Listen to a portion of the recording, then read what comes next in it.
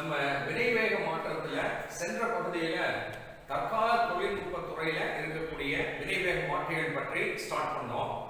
அதுல ஜியோலைட் வினைவேக மாற்றி அப்படின்னு ஒன்று சொன்னோம். இது நம்ம தேன்கூடு அமைப்புல சிலிகேட்டுகள் அப்படின்னு சொன்னோம்.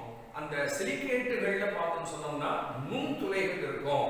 நுண்துளைகள், அந்த நுண்துளைகள்ல எது போகுது அப்படின்னு கேட்டோம்னா, நுண்துளைகள்ல வினைப்படு பொருள் உள்ள நுழைஞ்சு வினை புரிந்து வினை இடைப்பொருள் வந்து வினைப்பொருள் வெளியில வருது அப்படின்னு சொல்லுவாங்க. இப்போ நம்ம பார்க்க போறது என்னன்னா, அதே மாதிரி தற்கால தொழில்நுட்பத்துல பயன்படக்கூடிய நானோ வினைவேக மாற்றி. நானோ அப்படின்னா உங்களுக்கே தெரியும், மிக நுண்ணிய. நீங்க கேள்விப்பட்டிருப்பீங்க 1 நேனோமீட்டர் அப்படிங்கிறது எதுக்கு சமம்னு சொல்லி கேள்விப்பட்டிருக்கோம். 10⁻⁹ மீட்டர். ஒரு 0 போட்டு புள்ளி வச்சு 8 0 போட்டு அப்புறம் 1 போடணும். அவ்வளவு நுண் துகள். சோ இப்போ நம்ம பயன்படுத்தக்கூடிய வினைவேக மாற்றி எப்படி இருக்கும் கேட்டோம்னா, இந்த சைஸ்ல இருக்கிற வினைவேக மாற்றி தான் நேனோ வினைவேக மாற்றி என்று. இதுல என்ன அட்வான்டேஜ் அப்படின்னு கேட்டோம்னா, நேனோ அப்படிங்கிறது மிக மிக மிக நுண்ணியது. அப்ப நம்ம இந்த வினைப்படு பொருளோட இதை போடும் பொழுது வினைப்படு பொருள் பெருசாக மூலக்கூறுகள் இது ரொம்ப சின்னது. இந்த துகள்கள் என்ன ஆகும்னா வினைப்படு மூலக்கூறுகளுக்கு இடையில் செல்கின்றன. இந்த இதுக்கு முக்கியமான வித்தியாசம் நீங்க நோட் பண்ணீங்கன்னா, இதுல என்னன்னு சொன்னா வினை வேக மாற்றி, சரிங்களா? வினை வேக மாற்றி. இந்த வினை வேக மாற்றி இப்படி இருக்கு. இதுல இந்த வினை வேக மாற்றிக்கு உள்ள எது போகுது? வினை படு பொருள் செல்லுது. வினை படு பொருள், வினை படு பொருள், வினை படு பொருள். சோ வினை படு பொருள் எங்க போகுது? வினை வேக மாற்றியினுடைய உள் பக்கத்துல போய், சோ இது பெரிய அமைப்பு. பெரிய அமைப்புல வினைப்படு பொருள் உள்ள உள்ள உள்ள உள்ள உள்ள உள்ள உள்ள உள்ள போயிட்டு வினை புரிந்து வெளியில வரும். இப்ப அப்படியே மாத்தி எப்படி அப்படின்னு கேட்டோம்னா, நம்ம கிட்ட வினை படு பொருள் பெருசு. அதுல நேனோ அப்படின்னு என்ன சொல்றோம்? நம்ம மிக நுண்ணியது. இப்ப நம்ம வினை வேக மாற்றிய போட்டோம்னா மிக கண்ணுக்கே தெரியாது. அந்த கண்ணுக்கே தெரியாத வினை வேக மாற்றி மிக மிக நுண்ணிய துகள்கள் எங்க போகுது? வினைப்படு பொருட்களுக்கு நடுவுல போகுது. போன முறை பாருங்க, வினை வேக மாற்றிக்கு நடுவுல எது போகுதுன்னா வினைப்படு பொருள். இப்ப எப்படி இருக்குன்னா, வினைப்படு பொருள் இருக்கு இல்லைங்களா, இதனுடைய இடையில இடையில இடையில எது போகுதுன்னா வினை வேக மாற்றி செல்கின்றது. இதுதான் முக்கியமான வித்தியாசம். சோ அது வினை வேக மாற்றி பெருசு, அதுல இருக்க துளைகளுக்குள்ள வினைப்படு பொருள் போச்சு. இப்போ வினைப்படு பொருள் மூலக்கூறுகள் இருக்கு இல்லைங்களா, அந்த இடையில இடையில இடையில இடையில எது போகுதா? வினை வேக மாற்றி போகணும். இது இன்னும் ஃபாஸ்டா நடக்கும் எல்லாத்தோட. ஏன்னா வினை வேக மாற்றி எங்க இருக்கு? குறுக்க குறுக்க குறுக்க இங்க இங்க இங்க இங்க எல்லா இடத்துலயும் இருக்கிறதுனால வினை இன்னும் ஃபாஸ்டா நடக்குது. ரொம்ப எஃபிஷியன்ட், ரொம்ப திறனுள்ளது, பயனுள்ளது. இது என்னவா செயல்படும்? போன முறை நம்ம சொல்ற ஜியோலைட் வினைவேக மாற்றி என்ன வினைவேக மாற்றியா செயல்பட்டது? பலபடித்தான. இது ஒரு படித்தான வினைவேக மாற்றத்துக்கும் உட்படும், பலபடித்தான வினைவேக மாற்றத்துக்கும் உட்படும். ஏன் அப்படின்னா, மிக நுண்ணிய துகள் கண்ணுக்கே தெரியாது, ஊடுருவி ஊடுருவி போகும். இப்ப இருக்க கரோனா வைரஸ் மாதிரி வச்சுக்கல, எங்க இருக்குன்னு தெரியலையா? அது நமக்குள்ளெல்லாம் ஊடுருவி ஊடுருவி ஊடுருவி எல்லா இடத்துலயும் இருந்துட்டு பரவி கண்ணுக்கே தெரியலையே. அதை எதிர்த்து நம்ம போராட்டம் பண்ணிட்டு இருக்கோமே, கண்ணுக்கு தெரியாது. அது மாதிரி நம்மெல்லாம் வினைப்படு பொருள்னு வச்சுக்கோங்க, நம்ம எல்லாம் மனிதர்கள் எல்லாம். ஆனா இந்த நுண் கிருமி என்னாச்சு? எல்லா இடத்துலயும் வியாபித்து இருக்கு, எல்லா இடத்துலயும் இருக்கு, நம்மள பயன்படுத்திட்டு இருக்கு. அது மாதிரி வினைப்படு பொருளுக்கு நடுவுல நடுவுல நடுவுல நடுவுல நுண் துகள்களாக எது உள்ள போயிருது? நேனோ வினைவேக மாற்றி. பொதுவா இது எந்த பொருளா இருக்கும் கேட்டோம்னா, உலோகங்கள், உலோக ஆக்சைடுகள், இரும்பு ஆக்சைடு, பலாடியம், பிளாட்டினம், இதெல்லாம் மிக மிக நுண்ணிய துளைகள் நிலையில அந்த வினைப்படு பொருளை போட்டோம்னா அதோட இரண்டரை கலந்து வினைவேக மாற்றத்தை இன்னும் எளிமையா செய்ய வேகமா நடக்கும். 100% வினைப்பொருள் கிடைக்கும். எதுவுமே வேஸ்டா போகவே போகாது. வினைப்படு பொருள்ல ஒரு மூலக்கூறு கூட வேஸ்டா போகாது. 100% அப்படி. இது எதுல நடக்குதுன்னா ஒருபடித்தான வினைவேக மாற்றம். ஒருபடித்தான வினைவேக மாற்றி வினைப்படும் பொருள் எல்லாம் ஒரே நிலையில இருந்தா 100% மாறும். ஸோ அது மாதிரி இதுவே 100% மாற்றம் அடையும். வினைவேக மாற்றி பலபடித்தானதா இருக்கும்போது என்ன ஆகுது அப்படின்னு கேட்டோம்னா கடைசியில வினைவேக மாற்றி வினைகள்லாம் முடிஞ்ச பின்னாடி சிந்தாம சிதறாம அப்படியே கிடைக்கணும். ஏன்னா பலபடித்தான என்ன சொன்னோம், மேற்பரப்புல மூலக்கூறுகள்லாம் வருது, வினை புரியுது, கிளம்பிடுச்சு, இது அப்படியே தான்.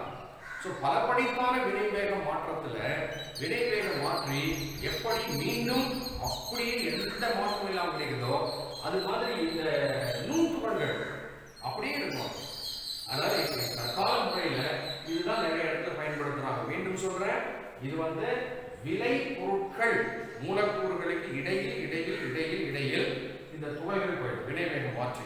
ஸோ எல்லா மூலக்கூறுகளை சுத்தி சுத்தி சுத்தி ஒரு முறை ஒரு வினைப்பொருளை சுத்தி பல வினைவேக மாற்றியுடைய ஹோல் இருக்கு. இப்ப அப்படி இல்லை, ஒரு வினைப்படு பொருளை சுத்தி இதே ஒரு பல வினைவேக மாற்றி துகள்கள் இருக்கு. அப்ப இந்த பக்கம் இந்த பக்கம் இந்த பக்கம் இந்த பக்கம் எல்லா பக்கத்திலையும் பார்க்கறதுனால ரொம்ப எஃபெக்டிவா இருக்கும். வினை விரைந்து நடக்கும், 100% நடக்கும்ன்றதுல இதுல பாசிபிலிட்டி. ஸோ இது நல்ல கலந்துருது. அதோட பலபடித்தானதாகவும் செயல்படுது, ஒருபடித்தானதாகவும் செயல்படுது. உலோக ஆக்சைடுகள் உலோகங்கள் இது நுண்ணிய துகள்களா இருக்கிறதுனால செயல்திறன் மிக அதிகம் சொல்லலாம். மீண்டும் அப்படியே கிடைக்கிறதா சொல்றோம். ஸோ இது ரெண்டும் தற்காலத்தில் நிறைய பயன்படுத்தக்கூடிய. உதாரணத்துக்கு இந்த லிண்டேன் அப்படின்னு ஒரு பூச்சிக்கொல்லி மருந்து லிண்டேன். இந்த வளைய பென்சீன்ல குளோரின் ஏற்றம் செஞ்சா இந்த லிண்டேன் அப்படின்னு கிடைக்கும். பென்சீனை குளோரின் ஏற்றம் செஞ்சா இதுல நாம இந்த குளோரின் எல்லாம் நீக்கிடணும். ஆனா இதுல இந்த குளோரின் எல்லாம் நீக்கிட்டு வளைய ஹெக்சைனா இது மாத்தணும். இது ஒரு நீர்மம். இத தண்ணியில கலந்து தண்ணியில ஹைட்ரஜன்லாம் இதை ரிமூவ் பண்ணணும். தண்ணியில கலந்து நாங்க எவ்வளவு நேரம் சுடு பண்ணாலும் வினை நடக்காது. ஆனா மிக குறைந்த அளவு இந்த இரும்பு அண்ட் பெலாடியம் ரெண்டும் கலந்தது. இது உலோகம் போது ஆக்சிஜனேற்ற நிலை என்னன்னா 0 உங்களுக்கு கேட்குது. மிக நுண்ணிய துளைகளை இதுல போட்டு செஞ்சோம்னா விரைந்து வினை நடந்து இதுவும் திரும்பி கிடைக்கும்.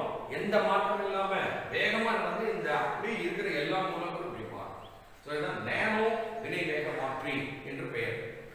இது ரெண்டும் தற்காலத்துல அதிகமா பயன்படக்கூடியது. இன்னும் ஒண்ணு நம்ம இந்த வினைவேக மாற்றியில ஒண்ணு படிக்கிறோம். அதுவும் தற்கால தொழில்நுட்ப முறை தான் வச்சுக்கோங்களேன். அது என்ன அப்படின்னு கேட்டோம்னா இது நிலைமை மாற்ற வினைவேக மாற்றி. அது என்ன நிலைமை மாற்ற வினைவேக மாற்றி அப்படின்னு கேட்டோம்னா என்கிட்ட ஏ அப்படின்னு ஒரு வினைப்பொருள் பொருள். இது ஒரு குறிப்பிட்ட கரைப்பான்ல கரையுது. உதாரணத்துக்கு கரிம கரைப்பான்னா பென்சீன், ஈதர் அந்த மாதிரி. பி அப்படின்னு ஒரு வினைப்பொருள் பொருள் இருக்குது. இது நீரிய கரைப்பான்ல கரையும். இது கரிம கரைப்பான்ல கரையாது, இது நீரிய கரைப்பான்ல கரையாது. ஆனா நான் என்ன பண்ணுவோம்னா இந்த ரெண்டையும் வினைப்பட்டு இந்த ஏபி அப்படிங்கிற விளைபொருள் எனக்கு இது என்ன பண்ணாலும் கரிம கரைப்பான்ல தான் கரைக்கும். இது என்ன பண்ணாலும் நீர்ல தான் கரையும். இது ரெண்டும் எப்படி ஒண்ணா சேர்க்கிறது? சரி, நம்ம செயலாட்டு இதுல ஊத்துறீங்கன்னு வச்சுக்கல, இது எப்படி இருக்குன்னு தெரியுமா? கரிம கரைப்பானும் நீரும் ஒன்னோட ஒண்ணு சேரவே சேரும். நீங்க இந்த ரெண்டையும் ஒண்ணா கலக்கினீங்கன்னா தண்ணி கீழே போயிடும். ஸோ அந்த பி இதுல இருக்கும். இந்த கரிம நீங்க உதாரணத்துக்கு கெரசினையும் தண்ணியும் ஊற்றி என்ன கலக்கினாலும் சரி, கெரசின் மேல நிற்கும், தண்ணி கீழே நிற்கும். ஸோ இந்த கரிம கரைப்பான் இங்க மேல நிற்கும். தனித்தனியா ஒன்னோட ஒன்று சேர்றது ஏ. இது இதோட கலக்காது, இது இதோட கலக்காது, இது ரெண்டும் சேர்றது முடியவே முடியாது. அப்ப என்ன சார் பண்ணலாம்? இது கலக்கவே முடியலையே அப்படின் போது இன்னொரு ஐடியா பண்ணாங்க. என்ன தெரியுங்களா? புதுசா ஒரு கரைப்பான் சேர்க்கிறாங்க. புதுசா ஒரு கரைப்பான். அந்த இது கரிம கரைப்பான் நீர், வேற ஒரு கரைப்பான் நான் போடுறேன். அந்த கரைப்பானுக்கு என்ன தன்மை அப்படின்னு கேட்டோம்னா அது இந்த கரிம கரைப்பானுடையும் சேரும், நீரோடையும் சேரும். அப்ப என்ன அந்த கரைப்பானை போட்டு நம்ம நல்லா கரைக்கணும்னா இந்த நடுவுல இருக்கிறது மறைஞ்சிடும். நடுவுல இந்த பிரிப்பு மறைஞ்சிடும். இந்த ரெண்டையும் இணைக்கிற கரைப்பான் நடுவுல இருக்கும். சோ அப்ப இதுவும் இந்த ரெண்டு கரைப்பானுமே இது x ன்னு வெச்சுக்கங்க, இது y ன்னு வெச்சுக்கங்க, இது z ன்னு வெச்சுக்கலாம். சோ xங்கற கரைப்பான் yங்கற கரைப்பான் ரெண்டுக்கிட்டயும் இது ஒரு அஃபினிட்டி இருக்கறனால இப்போ இதுல இந்த ரெண்டு கரைப்பான் வந்துரும், இது பரிமாற்றம் நடக்கும், சூடு பண்ணா வினை நடக்கும். ஆனா என்னன்னா இது வந்து ரொம்ப எக்ஸ்பென்சிவ். எத்தனை கரைப்பான் போடுறது, ரொம்ப நேரம் சூடு பண்ண. இதுக்கு என்ன செய்யலாம்னு போதா நிலைமை மாற்ற வினை வேக மாற்றி அப்படின்னு ஒன்று சொல்லுவோம். இதுல இந்த கரைப்பான் தேர்டு கரைப்பான்லாம் வேண்டாம், வேற என்ன பண்றோம்னா நிலைமை மாற்ற அப்படின்னா சார் ஒரு எடுத்துக்காட்டு பாருங்க. இந்த RCl ஆல்கைல் குளோரைடு இது எப்பவுமே கரிம கரைப்பான்ல தான் கலக்க முடியும், தண்ணியில கலக்கவே கலக்காது. இன்னொன்று எடுக்கிறேன் சோடியம் சைனைடு, இது நீரிய கரைப்பான், தட் இஸ் நீர்ல தான் கரையும், கரிம கரைப்பான்ல கலக்கவே கலக்காது. ஆனா நான் என்ன பண்ணுவேன்னா இந்த ரெண்டையும் சேர்த்து நான் RCN, இந்த Cn இங்க போயிடணும், Cl வெளியில வந்து NaCl. மீண்டும் சொல்றேன், இது தண்ணீர்ல கலக்கும், இது கரிம கரைப்பான்ல கலக்கும். ரைட், வினை நம்ம எழுதிட்டோம். ஆனா இது ரெண்டும் கலந்தாதானே நம்ம இந்த கரைப்பான் ரெண்டு கலந்தாதானே இந்த ரெண்டு வினை முடியும். வேற ஒரு கரைப்பான் போட்டா அது ரொம்ப எக்ஸ்பென்சிவ். என்ன கண்டுபிடிச்சாங்கன்னா இதுல நம்ம போடக்கூடிய வினை வேக மாற்றி, இதுல என்ன வினை வேக மாற்றி ரெண்டையும் கனெக்ட் பண்ணுங்க, நிலைமையை மாத்தலாம். எப்படின்னு பார்க்கலாம் பாருங்க.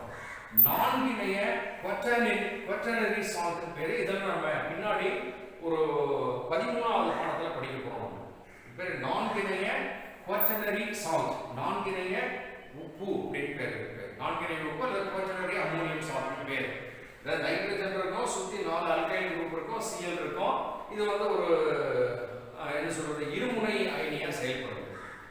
இதுல பார்த்தோம்னு சொன்னா இது வந்து வினை வேக மாற்றி தான், இதுல வினை வேக மாற்றியா செயல்பட போகுது. இதுல பார்த்தோம்னா இந்த ரெண்டு பகுதி இருக்கு, இந்த பகுதி இருக்கு இல்லைங்களா, இது பார்த்தோம்னா நீர் விரும்பும் முனை அப்படின்னா என்ன அர்த்தம்னா நீர் கிட்ட இது இந்த பகுதி நீர் கிட்ட மூலக்கூறை பிடிச்சி இருக்குமா, அந்த நீர் இருக்குமான்னு இது இருக்கும். ஆனா இந்த ஆறு இருக்கு இல்லைங்களா, இது வந்து நீர் வெறுக்கும் முனை அப்படின்னு சொல்லுவோம். நீர் வெறுக்கும் முனை.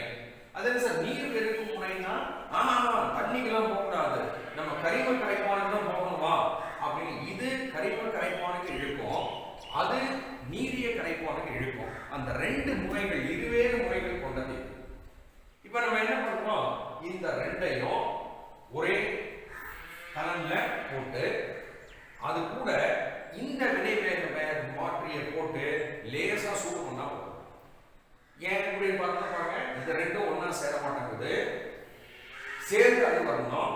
இது வினை வேக மாற்றி நான் போட்ட உடனே முதல்ல என்ன நடக்குதுன்னா இந்த R4N plus Cl minus இதுதான் வினை வேக மாற்றி நடந்துறாங்க.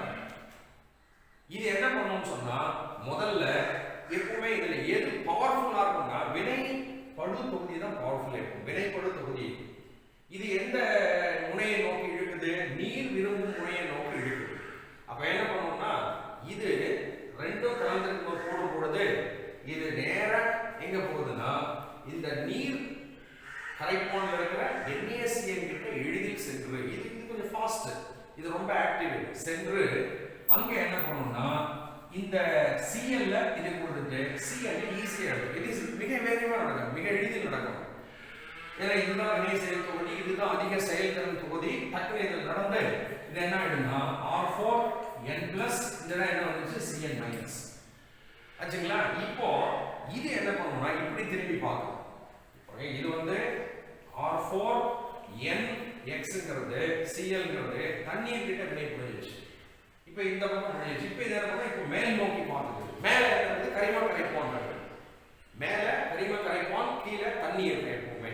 உடனே இது என்ன பண்றது, இந்த R4 plus N இந்த Cl இல்லைங்களா, இது என்ன பண்ணும்னா இப்ப கரிம கரைப்பான் பக்கத்துல, ஏன்னா இது வந்து சொல்ற நீர் வெறுக்கும் முனை, கரிம தொகுதியை விரும்பும் முனை. இப்ப இது என்ன பண்ணும்னா இந்த இந்த அமைப்பு முடிச்சு அந்த பக்கம் இருக்கு, ஆப்போசிட் மேல இருக்கு. உடனே என்ன பண்ணும்னா இது கரிம கரைப்பான்ல இருக்குது, இது கரிம கரைப்பானை நோக்கி இழுக்கப்படுது. இது இந்த டக்குனு இந்த மாற்றம் நடக்குது. இந்த மாற்றம் நடந்த உடனே என்ன மாறுது, RCN. இது திரும்ப கரிம கரைப்பான்லயே நின்றுடும். இது என்ன மாறுது பார்த்தா இந்த Cl, இந்த Cl இது வந்த உடனே இது R4 N பிளஸ் பழையபடி வந்துருச்சு. இது நமக்கு வினைப்பொருள் பொருள் இன்னும் மாறிச்சு, வினைப்பொருளா மாறிச்சு. இதான் முக்கியமான வினை பொருள். ஸோ இப்போ என்ன பண்ணிருக்குன்னா இந்த வினைவேக மாற்றி இந்த ரெண்டு வினைப்பொருள் பொருள்ல ஒண்ணு எந்த கரைப்பானை நோக்கி இருக்குது, இந்த கரைப்பானை நோக்கி நீரிய கரைப்பான். இது இடைப்பொருள் வந்துச்சு. இடைப்பொருள் எதை நோக்கி இருக்குது இப்போ அடுத்தது கரிம கரைப்பான். ஸோ நீர்ம கரைப்பான்ல இருந்து கரிம கரைப்பான் நிலைமையை மாற்றி வினையை நடக்க வைக்கிறதுனால இதுக்கு பேரு நிலைமை மாற்ற வினைவேக மாற்றி அப்படின்னு பேர். ஸோ இதெல்லாம் தற்கால கண்டுபிடிப்புகள் தான் ஒரு 20-25 ஆண்டுகள்ல கண்டுபிடிச்சது. ஸோ என்னென்ன படிச்சிருக்கோம் தற்காலத்துல? இந்த கடைசியா படிச்சது நிலைமை மாற்ற வினைவேக மாற்றி. இதுக்கு முன்னாடி படிச்சது நேனோ வினைவேக மாற்றி. அதுக்கு முன்னாடி படிச்சது ஜியோலேட் வினைவேக மாற்றி. இதோட நம்ம இந்த வினைவேக மாற்றம் என்ற பகுதி இந்த புறப்பரப்பு வேதியியல்ல இது இரண்டாவது பகுதி. இதோட இந்த வினைவேக மாற்றம் என்ற இரண்டாவது பகுதியை முடிக்கின்றோம்.